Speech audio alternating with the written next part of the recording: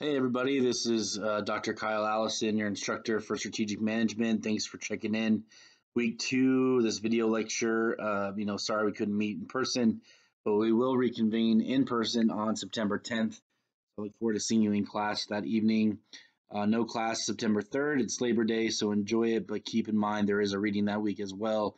So I want you to keep on top of your readings, and we'll talk more about that at the end of this video lecture. And also we'll go over the first major assignment, your reflection paper 1, and what I'm looking for in that. So the first night, we talked about what it means to be a strategic thinker and to apply, critical thinking skills, and what it means to overall, develop the idea of what is strategy, right? And I know you guys read an article about that this past week called "What is Strategy" by Michael Porter. So in the last section of this class that I taught back in the spring, I would have had you have done a mini quiz if we would met tonight in person, or in week 2. But I decided, a reflection paper is just going to be more manageable for both of us while we have these virtual assignments. But these are some key takeaways from the "What is Strategy" article that I wanted to make sure that I review with you. What I found to be some important things from that article that we'll carry with us throughout the semester. Strategic positioning, the definition of that, this was a fill in the blank, is from the article. It attempts to achieve sustainable competitive advantage by preserving what is distinctive about a company. We'll talk more about that in detail tonight, but basically strategic positioning, as the article states, is what does your company do to stand out amongst its competitors in its market and industry? What makes it unique? What sustainable long-term competitive advantage does it have that, won't be interfered by another company? What does it do well? Things of that nature. The next question was true or false. The answer was false because what I did put here was similar strategies, the creation of unique and valuable position involving different sets of activities. Strategy is not one narrow path, one narrow objective. It involves multiple things under one umbrella. We talked about it last week. It can be complex. There's a variety of things in that you have to consider when you're analyzing your strategic plan. So just something to keep in mind what strategy is. It's very complex and not singular in nature.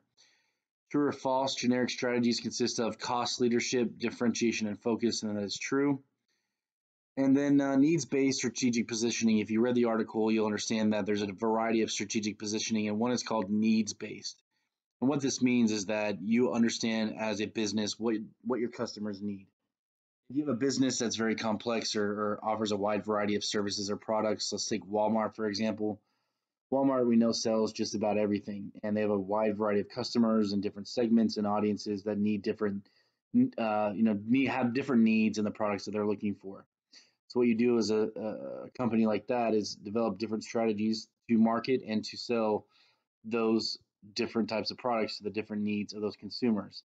But another thing to be strategically positioned in your market is to be able to adapt to the market and change as you need to. So as the customers change their needs and what they're looking for in products, you need to be able to develop strategies to keep up with the demand and the changes in the market.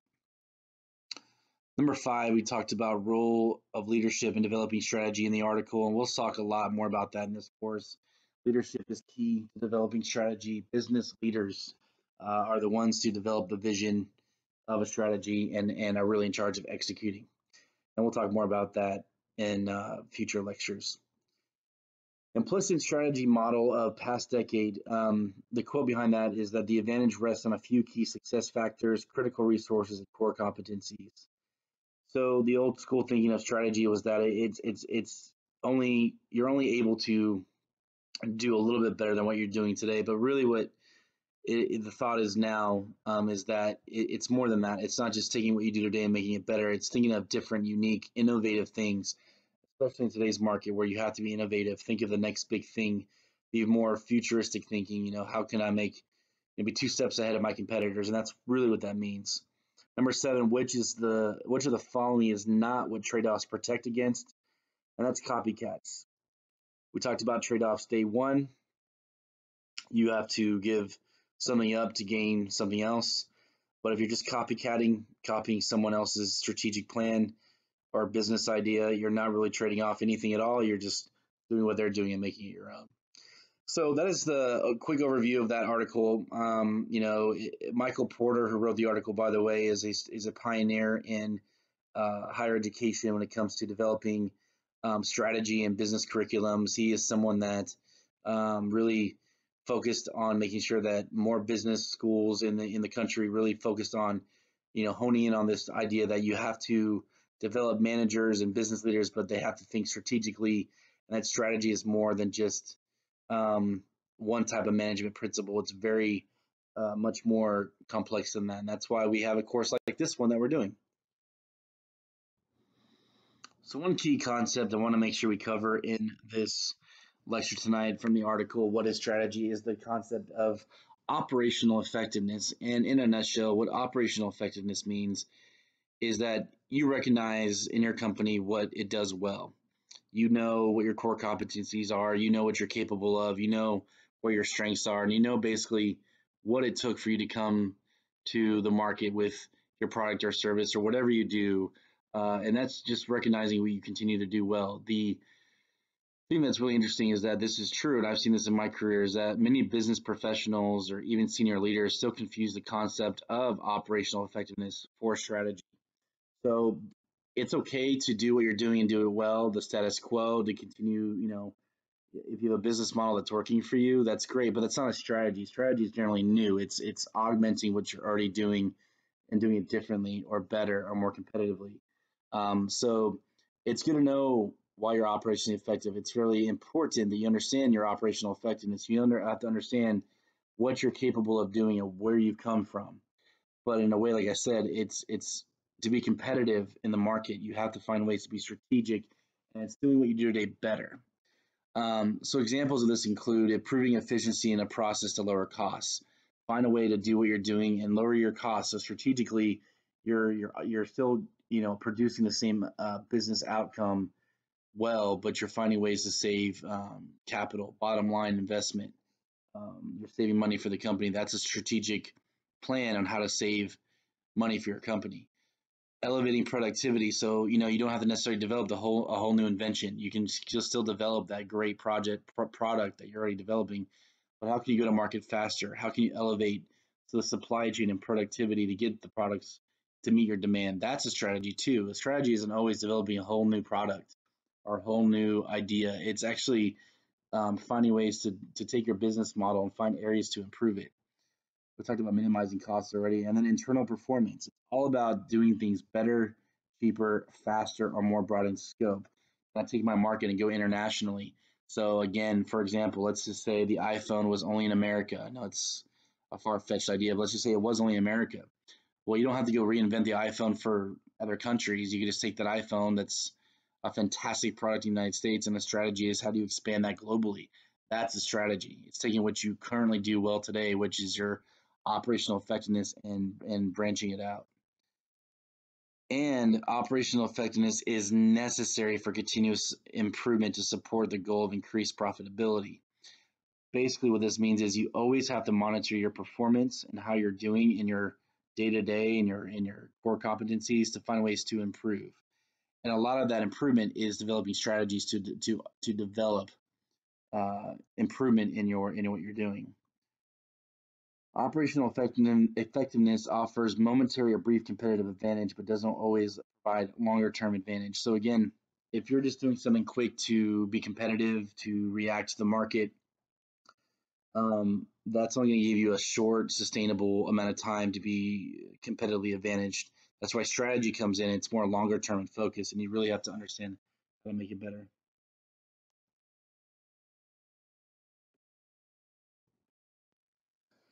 So let's take this one step further and discuss how operational effectiveness is different than strategy. Again, operational effectiveness is not the same as strategy. Operational effectiveness means performing similar activities better than rivals perform them. Operational effectiveness includes, but is not limited to, efficiency.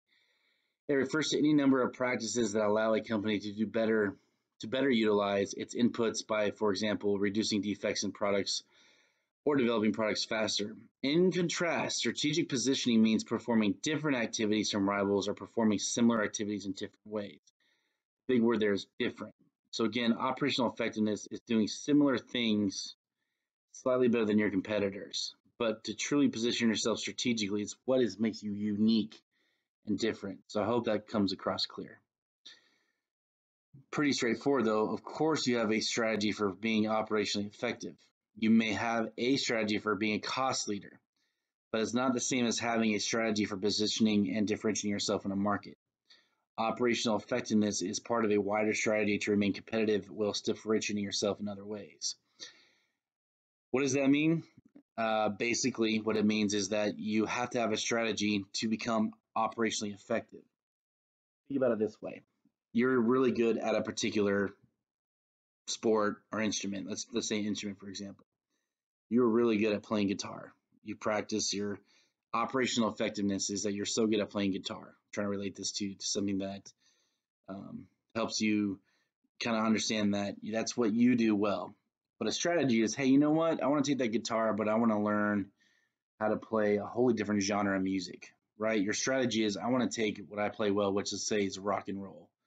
I play rock and roll, but I want to learn how to play country, or I want to learn how to play jazz. That is being strategic. You're taking your current operational effectiveness, your skill set, and saying to myself, you know what my strategy is? I want to do something different. I want to step out of my boundaries of what kind of music I play and play something else. It's kind of what it means here in business. It's that you're playing that rock and roll guitar, you do it well, and you may play rock and roll better than the other company, and you're great at rock and roll. But you know what? Now I want to step out, still playing the guitar. I'm still adhering to the type of music I like to play, the type of themes, but I'm gonna go out and play jazz now, or I'm gonna go out and play country. That's what that means. So it's very clear. Of course, doing things effectively is great. You have to benchmark where you're at. You have to adopt best practices. Even the book described it as using, good old-fashioned management principles of Six Sigma or Lean. But really, at the end of the day, what it means is that, to be strategically positioned in the market, you have to do something that's unique and different and not just better than someone else and not copycatting. You will never be able to be strategic or operationally effective if you just take someone else's idea and make it your own. There are limitations, though, to being operationally effective. So these are where the limitations come into play and why you need to be a strategic thinker. Why, as a company, you can't just do the status quo. If you do the same thing all the time, you may not be finding ways to improve or do things differently to make you more competitive. I think of retail. I work in retail. The in-store experience is so important. If a retail store is not finding ways to make their store experience different and unique in the retail environment, they're not being strategic, they're going to lose out on those customers to go somewhere else or finding a better experience. That's what that means. Going back to copycats, though, again, if you're just copycatting someone else, it'll only emerge and it'll show. You may find a quick win, you may find a quick ROI or competitive advantage to that. You may get some success out of it for a very short time, but it won't last forever. People and customers and investors, they're all going to see that you're just copycatting someone else. You still have to find ways to be unique. And then, like as bullet point 2 says, only over time can a company who continues to mimic or just keep up with the competition, basically keeping up with the Joneses, right? Without doing something different or innovative, will start to struggle as their options for being operationally effective become narrow in scope. You're not going to be able to do things differently if you don't start thinking outside the box. Companies who continue just to keep up with the competition will lack and will always lack a unique position in the market. You got to do something different to be strategic. And again, this is why it is necessary for these companies to learn and exhibit strategy. You offer differentiators, you develop long-term visions, and you go above and beyond conducting a business function just better, but doing it smarter. Finding ways to do it smarter with a distinct competitive advantage. Let's use the example of Sony versus Apple. So for those who may not know, Sony, who still exists today, was actually a dominant brand 20 to 30 years ago in consumer electronics.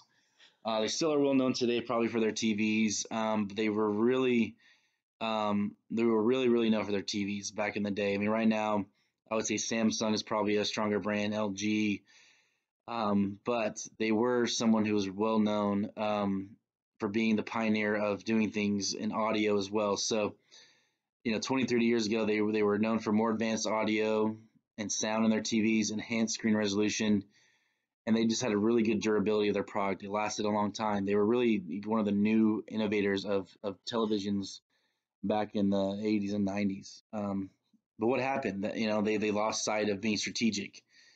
Sony focused on making their products better, but they didn't keep up with the experience and that way of making their products smarter. So, they kind of fell off the radar. They're not as dominant as they once were. They just continued the status quo and didn't really innovate in technology and doing things, differently. And nowadays, smart technology is really important, and they didn't really invest into that as well as Samsung and Apple did. Apple is now dominating the market in just about every product they produce. Why? Because Apple's always coming out with strategic innovation. They're finding ways to do their products smarter, sometimes faster, and they're doing that in all fronts of telephones and laptops and computers and television.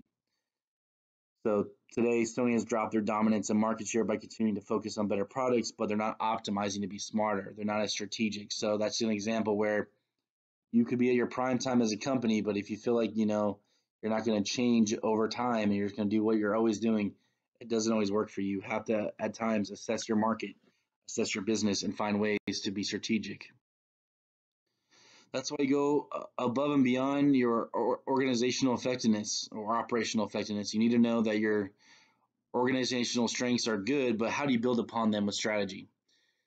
After you identify how your company holds its organizational operational effectiveness, then you can start building that strategic positioning. So again, evaluate what you can do well today. That's going to be part of your group project, is understanding the company you select, what are they good at today? And if I wanted to develop a strategy to fix this problem, what are the things I need to build upon? You start with asking these questions by doing that. What should about doing similar activities in different ways? So what am I doing today and how can I do them differently? Should these activities we aim to do be done differently? Can we do these activities differently?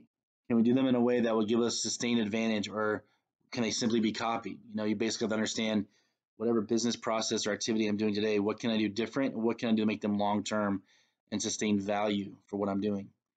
And should we do them all, or should we do them at all? Sometimes you don't have to change what you're currently doing to be strategic, but you always want to ask that question, should I, could I, or would I?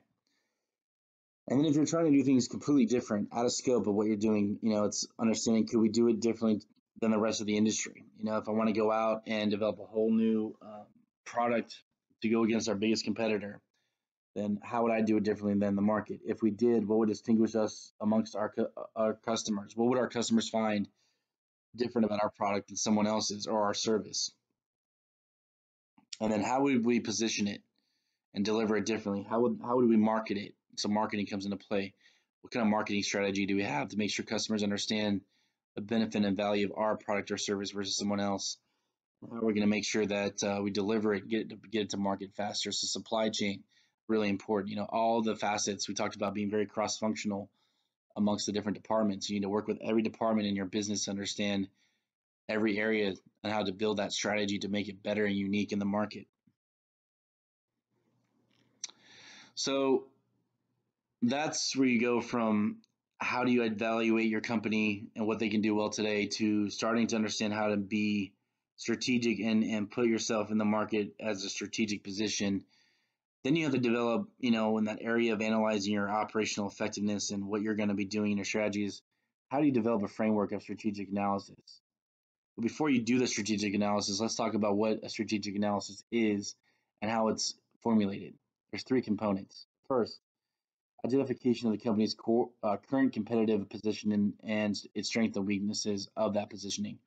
Like we just talked about, where's your company currently at in the market today? How's it doing? How's it compare to its competitors? What are your strengths and weaknesses compared to your competitors? Number two, consideration of a small set of pros and cons and a small set of strategic actions to improve that position. So what you will do is kind of do a scale, weigh your pros and cons of what you could do to improve that position, and identify, if you go this direction, what are the pros and cons of that, and your trade-offs really go into that number two as well. And number three, the advancement of execution of recommendations based on the analysis. So this is kind of how your projects are really laid out. Strategic analysis isn't just the beginning. and isn't just the end. It's everything from beginning to end. You're constantly analyzing your strategy as you, number one, and in your first career project, identify problem for the company that you're going to work on, but identify its current capabilities, its strengths and weaknesses. In project two, you're going to actually implement the idea, the framework of the strategy, how you're going to go about developing a strategy that's going to help fix your company problem. And number three is how are you going to execute it?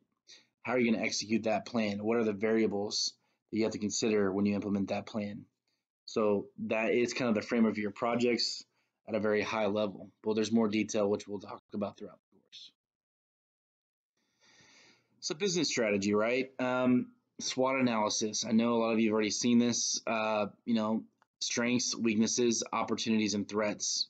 Very basic tool, very important, but it's a very core an analysis type activity that you can do to start developing a strategic plan and develop an idea where you are how you're positioned in your strategy in your market.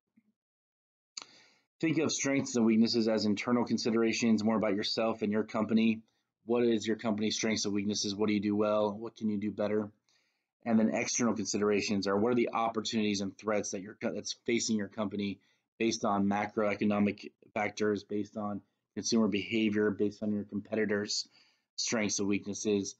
And a SWOT analysis, if you've done them before, is pretty straightforward, but there are limitations. The benefits of a SWOT analysis are they're simple to do and practical to use. Very straightforward tool, no problem. Get it on paper, and you kind of can identify things pretty quickly. They're clear to understand. It helps you identify future goals and initiates further analysis. A SWOT analysis is not a complete analysis. What it does, it maps out the various factors that you need to consider, but it doesn't go into depth. That's why it's limited. You could have also a very excessive list on your strengths, weaknesses, opportunities, or threats. So you have to focus on those, and it doesn't really prioritize those. It kind of is a starting ground for where you need to go further. Again, you could also have things that are very broad in nature and what you're trying to define. Sometimes they're also opinions and not facts. When you do a SWOT analysis, well, what you're strong at could be subjective between which department you talk to. Marketing can think marketing is great, but then supply chain can think marketing is not great, or vice versa. It really depends on how you're looking at your strengths and weaknesses and where you're getting that information. And there's no recognized method to distinguish between strengths and weaknesses, opportunities, and threats. What one person thinks is strength could be someone else's weakness, and vice versa. What someone thinks is an opportunity could be a threat, or sometimes they cross over. An opportunity could be a threat. It really depends. But it's a starting place. What I want you to understand that SWOT analysis is a starting place to start your strategic analysis. It basically it starts the canvas for you to develop your strategic analysis further. Things to consider in a SWOT analysis further is that at the most, SWOT is considered to be only a reference to further analysis. As I said, it's a starting place. It has limitations. It cannot be used alone in the analysis. So this was covered also in your toolkit book as well, that there are additional elements to this analysis that you'll take place further. So when you do your projects, and I believe project one, maybe project two, but in one of the first projects, you'll do a SWOT analysis of your company, and it'll be a starting place. And then what you'll do in the next project after that is develop it further, because as you do more research and understand your company better and its strengths, weaknesses, opportunities, or threats, you'll dive in further.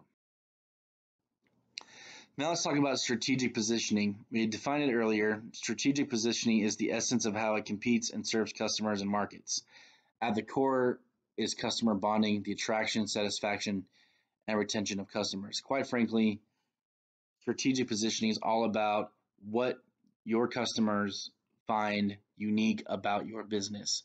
That is the easiest way to define strategic positioning.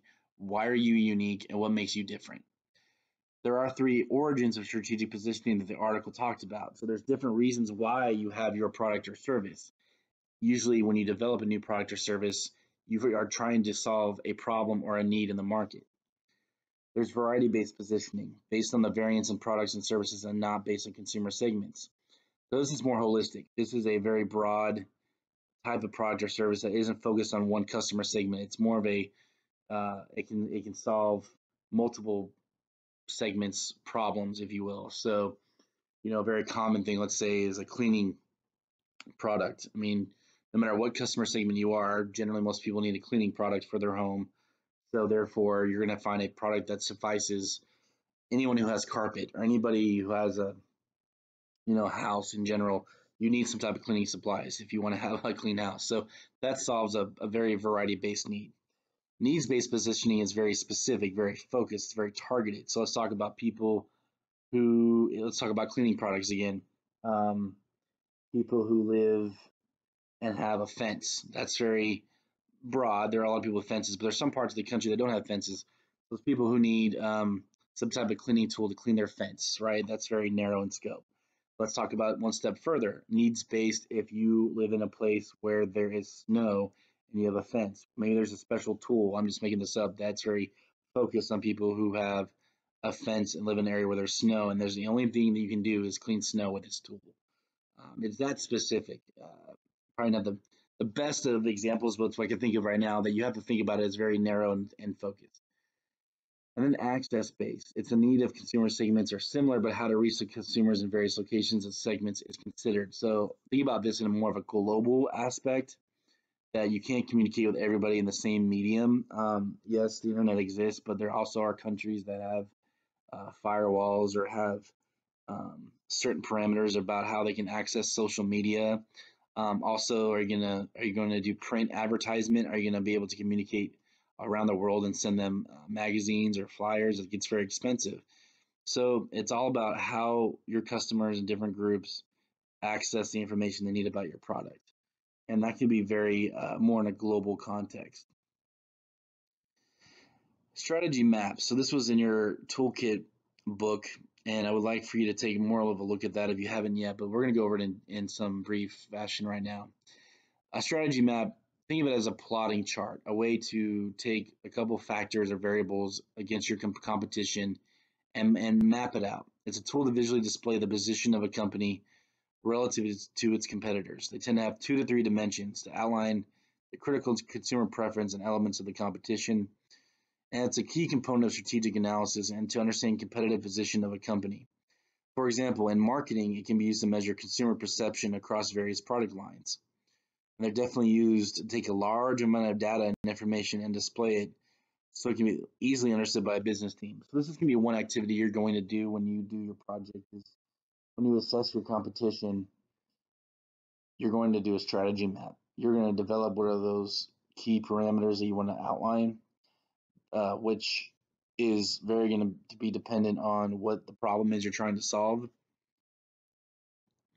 You'll select your dimensions. So any factors that define competition within an industry, and these are just examples. So if you're doing a product overview, you may want to look at product type. Is this a luxury versus conservative product?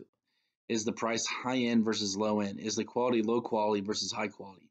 Think about this as an example. Generic brands versus name brands. We'll compare it to uh, clothing. Nike compared to the name brand for Walmart. I don't know the name of that, but I'm just making that up. You know, Walmart may have lower quality, a lower price, but that resonates with some customers, right? They're more the conservative brand too. Compared to the name brand that Walmart has to the luxury of Nike. Nike might be more high end in price. It might have higher quality, right? But that's where you plot your chart out. And take that a step further, you assess your dimensions, use quantifiable data. So this is where you take actual data, numeric factors, and build it into your strategy map. This is where quantitative insights are important. And you could take your product type, and some of the research you could do is market research, assortment grids, or you can go out there and just try to map out the different types of products in this particular category. You can understand, Nike versus their generic competitor. Pricing, pretty straightforward. If you can find the price online, you can go to walmart.com in this example and just look at the Nike version of a product versus their generic brand and find the price, or you can do actual research, go inside the store, or you could actually just find some type of article that explains it. But you need to have your correct data no matter what. And then value. Value is a subjective thing, but you can obviously get the information from consumer surveys, product reviews. You can see the product reviews of the Nike product versus the generic Walmart brand product in this apparel example, and plot that out. Are consumers giving the value of Nike higher than the generic brand, or vice versa? For example, they do a lot of 1 to 5 star ratings. Is Nike getting 4 stars and the generic brand getting 2? You can plot that out. And then you create the map, and which we'll look at an example of this on page 67. When you create the map, it develops a 2-dimensional or 3-dimensional map. Circles is a key function to define the breadth of the value of that dimension. So let's go to the example from page 67 of the toolkit book. This is an example of a strategy map. So what I just walked you through is how to get to this point. So you may have to rewatch the lecture a couple times to truly understand it, or just read it here in this chapter of the toolkit book. But this is a great way to plot your insights, the quantifiable data, into one chart. It makes it a little bit easier to tell the story. So in this one, they're comparing a styling of apparel, and their dimensions are styling, let's call it conservative versus sporty. So a very conservative look at the very left of the x-axis, all the way to sporty look at the far right, and there's all that area in between. So it's a conservative look or a sporty look or styling, and then the quality of the product is a low or high, right? So you want to take two key factors, and then how do you bridge them together? So you have firm 1, 2, 3, and 4. Think of them as 4 different apparel brands in this example. Firm 1, if you plot them out on this chart, they're very sporty and they're very high in quality. And I would say probably higher in price too. Usually the higher the quality, the higher the fashion, the more expensive it's going to be. But this particular is comparing quality versus styling. This is how this map was generated to understand the competitive landscape of these products. This is what a strategist or researcher would find important to compare. Again, what you decide to compare against is up to you, but it's something that you definitely want to make sure makes sense to speak to when developing your strategy. Firm 2, right in the middle. They have a very middle ground of, they have a conservative and a sporty look. They have an apparel assortment that's very variety of products kind of fit in between, and they're not the biggest and the highest quality, but they're not the lowest either. So they're right in the middle. That's probably a company that does well, and that circle's larger, right? Because they probably have the biggest share. Because a lot of people, generally I would say, based on market research and in my career too in apparel, are looking for, they don't have always enough money to spend, like in firm 1 on the higher end product, but they're willing to spend a little more money for higher quality, or some medium quality, and the looks of and the fashion of that company is right in the middle too. So it kind of makes sense if you think about it. So that's why if you look at that right in the center, that big firm 2, it's kind of in that middle area, and that makes sense. Firm 3, lower quality and lower in style. So that's a company that, if that's all you can afford, and that's why they have a little bit of a larger share, a little bit larger circle than firm 1, but they're not the biggest. So you do have a segment of people who are okay spending a little bit less money on lower quality. That's just how that goes. And firm 4 has a second highest share of revenue in this situation, but they have one of the higher qualities, but they're very conservative in their fashion. So they're a brand that if you're looking for high quality and just conservative clothing, that's who you'd go to. So it depends on what you're looking for, what kind of quality you're willing to pay for, and also, in the market, where do you stand in the market? So that's what a strategy map's all about. Again, you'll pick your dimensions to analyze, but again, it's taking 2 variables you want to compare to and putting them into a chart that speaks to what your competitive analysis is. And there you go. For project 2, you will be using a strategy map. So just a heads up. Okay, so that's the end of my lecture. I appreciate you guys watching it. I would like for you to, though, to get some participation points by Sunday, September 2nd by 10 p.m. please post in the discussion thread that I'll have available here on TCO Online a 2 to 3 paragraph recap of what you found interesting, not just from this video, but also from the article, What is Strategy? I'm looking for an overview of what you got from the material, but also what you look forward to learning further in the course. This What is Strategy article opens up a lot of different topics we're going to cover throughout the course, and I highlighted a few things tonight in the lecture too. So out of some of these concepts, what do you look forward to learning? What were some of the takeaways you got from this week's reading and lecture? And just post 2 to 3 paragraphs by that deadline, and this will count for participation for week 1 and 2, a total of 20 points. So for the next couple weeks, remember, no class in person on September 3rd. It's Labor Day. Enjoy it. Be safe. But there is some reading to keep up with. We will be back in class September 10th. So I will see you there. I will see you there. And like I said, because there's no class 9-3, we still have to keep plugging away. So be sure to get all of this read by the 10th. The next round of reading I want you to get done by the class on the 10th is in the Harvard Business Review. Read the article, Building Your Company's Vision. Also read the other article, The 5 Competitive Forces That Shape Strategy. And also for you to read in the Toolkit book, Chapter 2 and Chapter 4. And now I think I'll go ahead and give you your overview of the reflection paper that's due on Monday, September 10th by 5 o'clock. So pretty much before our next in-person class by 5 p.m. on the 10th. Please email me your paper. There's my email address there at the bottom. Please hit that deadline. I really would appreciate that. It's going to be a minimum of 5 pages, no more than 7. Pretty standard, 12-point font, double space, and Times New Roman. I'll let you read the rest of the paper structure there at the top. Here's the prompt.